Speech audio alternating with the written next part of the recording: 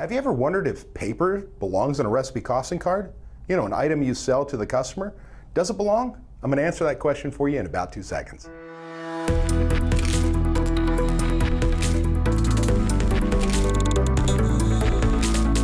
Hello, this is Dave Scott Peters from therestaurantexpert.com, and I got to tell you, I get asked that question all the time.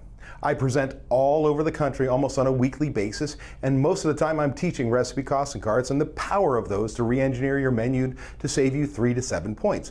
Recipe costing cards are critical to your success. In fact, without them, you're throwing your profitability what I call dumbass luck. One of those questions I get asked all the time is, hey, does paper belong in my recipe costing card? Well, the answer is yes and no. See, if I use a piece of paper 100%, or a paper product, could be a portion cup, anything, a paper product 100% of the time in a recipe, then the answer is yes. So for instance, if I'm a taco truck and all I sell are tacos, and every taco goes out, gets wrapped up in a piece of parchment paper, you can't have it on your hand, can't have it in a plate, can't have it in a cup, can't have it any other way than in a piece of parchment paper, then that parchment paper, I purchase it as food, I inventory it as food, I use it as an ingredient food in the recipe, because every taco that goes out uses that piece of parchment paper. Now, what if I'm a pizza place and 50% of my pizzas are to go, and then I've got that customer who doesn't finish the pizza, walks up, says, hey man, can I have a box? You hand it to him and go, damn, I just wasted some money. Well, does that paper box belong in a recipe costing card?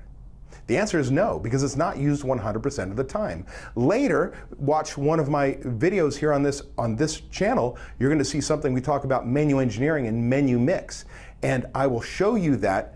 Based on that, I can tell you what your ideal food cost is. Based on your recipe costing card, the cost, the sale price, and how many you sold of each item, we can figure out what your ideal food cost should be for your business. Well, in doing so, if I put a box in every recipe card, and I don't use a box every single time, I'm going to pad my recipe cards, which means I'm going to have a higher ideal food cost than I really should. And if we have waste, theft, spoilage, we overportion cheese, people are stealing cheese, whatever it may be, I'm going to hide that fact because I'm going to be on budget. Because I've pretended I used more product than I actually have, and actually use that product in a different form, not paper, but in cheese, if you will. So no, you cannot have recipe cards have paper in them if it's not used 100% of the time. So it's a yes, no. Hey man, if you'd like to learn more about recipe costing cards and how they can change your bottom line, do me a favor, contact us.